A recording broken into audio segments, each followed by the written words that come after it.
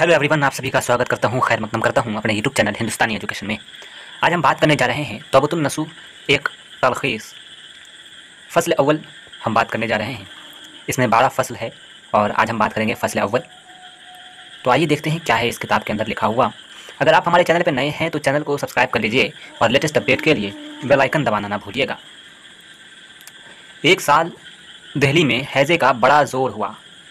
रोज़ाना सैकड़ों आदमी मरने लगे और चंद ही दिनों में दिल्ली जैसे बारौनक शहर की, जहां के बाज़ारों में आधी आधी रात चहल पहल रहा करती थी, सारी आब व ताब जाती रही। हर तरफ वहशत और परेशानी के मनाजिर दिखाई देने लगे। बाज़ारों में सन्नाटा छा गया और हर शख्स वबा के खौफ से अपने अपने घर में पड़ा रहता था। हैज़े की यह वबा कुछ इस तरह की आलमगीर वबा थी कि शहर का कोई भी घर इसके हमले से महफूज ना रह सका। बैठे बैठे अबकाई आती और मिनटों में लोग राहे मुल्क अदम हो जाते। नसूह यूं ही दिल का कच्चा था। जब उसने अव्वल हैज़े की ये गर्म बाजारी देखी तो बड़ा खौफजदा और परेशान हुआ। जहाँ तक हो सका उसने मर्ज़ के अंसदाद की सारी तदबीरें इख्तियार कर डाली। मकान में नई कुलिये फैरवा दी, पास पड़ोस वालों को सफाई की ताकीद की, घर के कोनों में लोबान की धुनी दे दी, ताकों में काफूर रखवा दिया, जा बजा कोयला डलवा दिया, खाने के सिलसिले में ख़ास इंतज़ामात किए। इसके अलावा हर किस्म की यूनानी और अंग्रेज़ी दवाएं जो इस मर्ज़ में दी जाती थी बहम पहुंचा ली, ताकि वक्त ज़रूरत फ़ौरन इस्तेमाल में लाई जा सके। लेकिन होनी होकर रहती है। नसूह का घर भी फरिश्तों की नज़र से ना बचा। पहले नसूह के वालिदुल कमा ओजल बने, फिर एक रिश्ता के खाला शिकार हुई और आखिर में घर की एक मामा ने बावजूद हर किस्म की यूनानी और अंग्रेज़ी दवाएं खाने के इंतकाल किया। नसूह को अपनी एहतियात पर जो थोड़ा बहुत भरोसा था जाता रहा। जब पे दर पे 3 मौतें अपने ही घर में हो गई तो तन ब तकदीर सब्र व शुक्र करके बैठ रहा। हैज़े की इस वबा ने नवाब इम्तादुल मुल्क को भी ना छोड़ा, मगर उनके बाद हैज़े का जोर कुछ कम होने लगा। अमन व अमा के आसार नुमाया हुए, दुकानें वगैरह खुली और लोगों ने फिर कामकाज शुरू किया। उन्हीं दिनों नसूह ने अपनी बीवी से चावल का जर्दा पकवाने की फरमाइश की, मगर यह ताकीद कर दिया कि चावल खड़े ना रहें। बहरहाल जर्दा पका और घर के सब छोटे बड़े खाकर हस्ब आदत सो रहे। अभी थोड़ी रात बाकी ही थी कि नसूह की आंख खुल गई। जागा तो पेट में आग फनकी हुई थी, तबीयत मालिश कर रही थी और ऐसा महसूस हो रहा था गोया वबा ने आ लिया है। नसूह ने बहुत ज़ब्त किया, मगर आखिरकार मतली हो गई। फिर क्या था, घर के सारे लोग परेशान हो गए।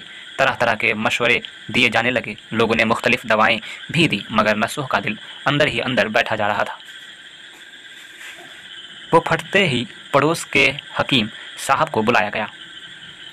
वह खुद भी बड़े डरपोक थे और हैज़े के नाम से कोसों भागते थे। आए तो ज़रूर, लेकिन दूर ही दूर रहे और सरसरी तशख़ीस करके चले गए। घर वालों को ऐसी सरसरी तशख़ीस से इत्मीनान न हुआ और फ़ौरन ही एक डॉक्टर को बुलाया गया। डॉक्टर ने अच्छी तरह मुआयना करने के बाद कुछ दवाएं दी और मरीज़ को अलग कमरे में लिटाने का मशवरा देकर चल दिया। जाते जाते ये कह गया कि अगर मरीज़ को नींद आ गई तो बच जाएगा। लोगों ने डॉक्टर की बात पर अमल किया और नसूह को अकेले दालान में सुलाकर इधर उधर हट गए। नसूह दालान में अकेला लेटा हुआ अपनी हालत पर गौर करता रहा। गरचे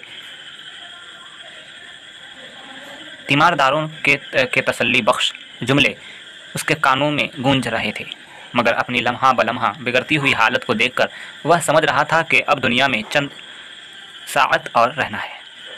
تعجب کی بات تو یہ تھی کہ ایسی حالت میں بھی نسو کو آخرت کی کوئی فکر نہ تھی۔ دل میں دنیا کی محبت اس قدر تھی کہ اسے بس دنیا کے چھوٹنے کا افسوس تھا، اور وہ مسلسل یہی سوچ رہا تھا کہ اس کی موت بے وقت ہے۔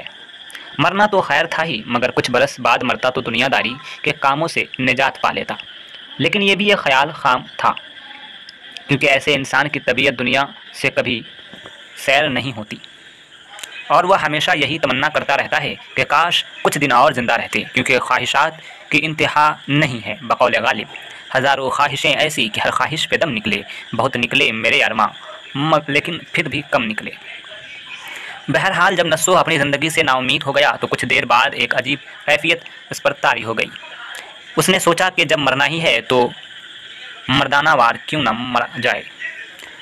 یہ بات دماغ میں آنا تھا کہ دنیا کی ہر چیز سے دل اچاٹ ہو گیا۔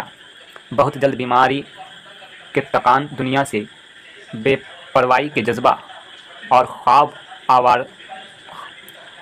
آور دوائی نے مل کر نسو کو خواب کی دنیا میں پہنچا دیا۔ نسو کو خواب میں ایک بڑی عمدہ اور عالیشان عمارت نظر آئی، جسے اس نے اپنے قیاس اور دنیاوی مشاہدہ کی بنا پر ہائی کورٹ کی عمارت سمجھا۔ نسو نے دیکھا کہ اس عمارت کے ارد گرد ہجوم تو بہت ہے، مگر شور و ہنگامہ قطعی نہیں ہے۔ ہر شخص پریشان حال پھر رہا ہے۔ زیادہ تر لوگ سزا کے مستحق قرار پائے ہیں، لیکن حاکم سے کسی کو شکوہ نہیں، کیونکہ یہاں جو بھی سزا دی جاتی ہے وہ خود گنہگار کی زبان سے اس کی خطا تسلیم کرانے کے بعد۔ آدمیوں کے اس ہجوم میں نسو کو اپنے والد بھی نظر آئے۔ ان سے پوچھنے پر معلوم ہوا کہ یہ کوئی دنیاوی عدالت نہیں بلکہ دارالجزا ہے، اور تمام لوگوں سے ان کے گناہوں کا جو انہوں نے دنیا میں کیے تھے حساب لیا جا رہا ہے۔ نسو کو یہ دیکھ کر سخت تعجب ہوا کہ اس کے والد کے نام اعمال میں بھی بے شمار برائیاں اور بدعمالیاں لکھی ہوئی ہے۔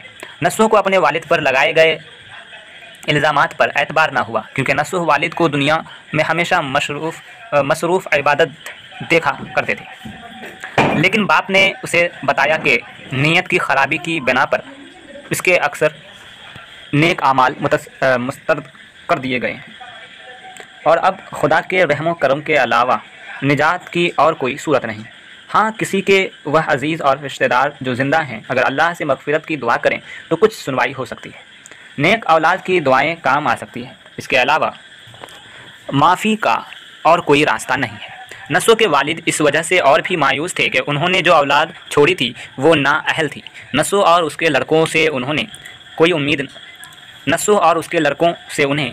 نہ تھی، گویا نجات کی آخری راہ بھی مسدود ہو چکی تھی۔ نسو کو باپ کی یہ باتیں سن کر بڑا قلق ہوا۔ اس نے محسوس کیا کہ واقعی اس نے باپ کی مغفرت کے لیے کچھ نہیں کیا۔ باپ کے مرنے کے بعد رونا پیٹنا تو بہت ہوا، نام و نمود کے لیے برادری والوں کو اچھا کھانا بھی دیا گیا، مگر خلوص دل سے مغفرت کے لیے دعا کبھی نہیں کی گئی۔ تو یہ فصل اول تھا، اور فصل دوم اگلی ویڈیو میں آئے گی۔ تب تک کے لیے دیکھتے رہیے ہندوستانی ایجوکیشن۔ اللہ حافظ۔